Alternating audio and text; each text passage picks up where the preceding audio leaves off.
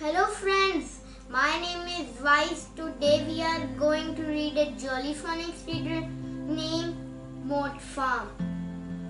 So let's start.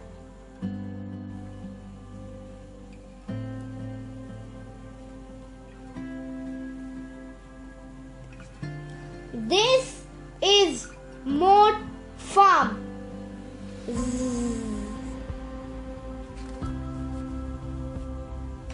Farmer Green lives on Moat Farm.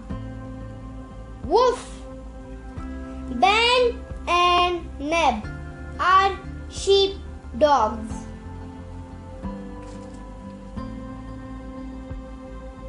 Neb and Ben help on the farm.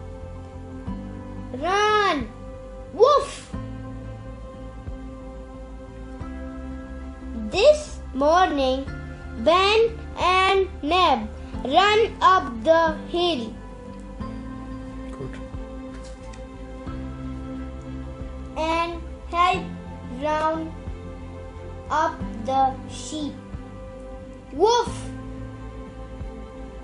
Farmer Green checks that the sheep are well, good sheep. Neb and Ben rest in the back of the truck.